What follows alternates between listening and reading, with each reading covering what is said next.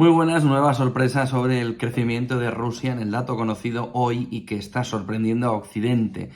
Sorprende por su resistencia, una economía que se va estabilizando, que algunos sectores ya crecen y sobre todo que el PMI que ha presentado vuelve a estar en positivo, en crecimiento positivo, en junio por encima de 50, después de haber estado en el inicio de la guerra en el entorno de los 37,5. La inflación se reduce además en el último mes gracias a la fortaleza del euro, lo contrario a lo que le está pasando a Europa con la debilidad de la moneda comunitaria, y el Banco de Rusia, en un informe que ha presentado hoy, ya ve signos de crecimiento en sectores como la minería. La situación es como para echarse a llorar en Europa, sobre todo porque ha conseguido transferir gran parte de los problemas que la banca patrimonial veía en el crecimiento ruso al socio, bueno, al vecino europeo en este caso, y gran parte de los problemas europeos vienen repercutidos por Rusia, en los que Rusia ya no tiene ese problema en su economía. Piensen, pese a las sanciones, pese a la caída en default, pese a la incertidumbre que genera la guerra, Rusia está resistiendo mejor de lo esperado, al menos en el corto plazo. Fíjense en varios datos. El rublo se mantiene fuerte, sobre todo en su comparación con el euro, gracias a los ingresos por materias primas, los controles de capital poco a poco se van levantando, pero han sido muy potentes, y la prohibición a buena parte de las importaciones. Conclusión, superávit por cuenta corriente que da alas continuamente a la divisa rusa. Fortaleza del rublo que está permitiendo mantener los precios de importación a raya y está consiguiendo moderar el crecimiento de la inflación, justo lo contrario que está sucediendo en el conjunto europeo, sobre todo de los países que están en el área más al este de Europa. Fíjense que cuando comenzó la guerra de Rusia y cuando comenzó la invasión Rusia y la guerra en Ucrania, se implementaron las primeras sanciones, el rublo se desplomó con violencia, vimos además cómo la inflación se disparaba. Ahora mismo la inflación rusa es la más baja en 2 meses, está en el 15%, no tan lejos de ese famoso 10,2 que ya tiene España, más el 3,5 subvencionado por el gobierno, es decir, estaría en el entorno del 14% España, en el 15% Rusia. Piense que está ya incluso por debajo de muchos países bálticos, y piensen además que a pesar de estar en el euro, presentan ya una inflación del 20%.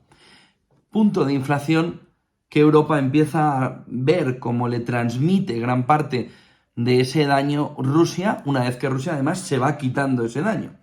PMI que en Europa va cada vez empeorando. Rusia ya del 37,7 de marzo lo tiene por encima de 50 en este mes de junio, en el dato que hoy hemos conocido.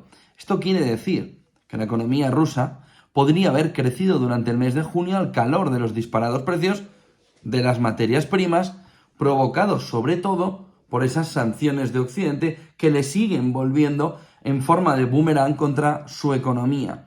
Y sobre todo, lo más importante, Occidente adentrándose en una recesión en la que Rusia, la banca patrimonial, sobre todo la banca privada norteamericana, pero también la suiza, estaba poniendo como el principal problema que iba a tener Rusia, y sin embargo se está transfiriendo, se está contagiando al conjunto de Europa, pero también de Estados Unidos, y además puede quedar enmascarada esa propia recesión económica, con lo que también se enfrenten Estados Unidos, Europa y Reino Unido también en el entorno de esa recesión. Hay de todo, fíjense, porque hay informes que ya han salido que señalan que frente a lo que se esperaba de una caída del Producto Interior Bruto que podría superar incluso el 20%, ahora mismo gran parte del consenso de los analistas está en que como mucho Rusia caerá en el entorno del 9,1%. Previsiones para una economía rusa que ha mejorado un 1,2%, 1,2 puntos solo en apenas 2 meses. Por otro lado, tenemos como la dependencia de Rusia de los ingresos de las materias primas. En un informe dice el economista del Consejo de Atlanta esta mañana, esa dependencia de Rusia de los ingresos por materias primas ha hecho que los precios de los combustibles sean el factor determinante clave del destino económico en estos días. Cada una de las 4 crisis anteriores se ha visto siempre agravada por la caída en picado. Dice este informe de John Lipsky, se ha ido se ha visto agravado por la caída en picado de los precios del petróleo, lo que generó déficits presupuestarios y privó al Banco Central de las reservas de divisas necesarias para estabilizar el rublo. Esta vez ha ocurrido exactamente lo contrario. Lo que se está viendo también es que los ingresos de exportación de Rusia ya han generado 100.000 millones de dólares durante los primeros 100 días de la guerra, y eso ya le ha provocado un superávit comercial de 70.000 millones en el segundo trimestre. Todo esto lo ha utilizado Rusia además para calmar los ánimos internos, ha conseguido aumentar las pensiones, ha conseguido aumentar el salario mínimo en un 10% en un esfuerzo por apaciguar además a los ciudadanos rusos. Ha tenido suficiente caudal, flujo de dinero para poder hacer todo ese movimiento de manera interna. La pregunta ahora es clara. ¿Qué va a venir ahora? Y los analistas lo que se preguntan es lo que se responden es que la recesión probablemente empeorará, que Rusia sigue en peligro con riesgos de debilitamiento de la actividad económica que siguen siendo altos, dadas las restricciones, las sanciones económicas extranjeras, pero la caída en junio de los precios del consumidor se produce además como resultado, dicen unos informes que está hablando alrededor de lo que está sucediendo en Rusia, por factores únicos que se espera que desaparezcan en poco tiempo. Toda esta fotografía lo que está marcando, sobre todo viendo el documento del Banco de Rusia que se ha conocido hoy, que la dependencia de la economía rusa de las importaciones de bienes para consumo intermedio es baja si la comparamos con otros países, tanto a nivel macro como en la mayoría de las industrias. Dice el Banco de Rusia, esto sugiere que la escala de restricciones del lado de la oferta en un gran número de industrias puede ser relativamente pequeña, pero las industrias con una dependencia relativamente alta de las importaciones intermedias tienen oportunidades de sustitución muy limitadas, por lo que se vieron obligadas a reducir la producción.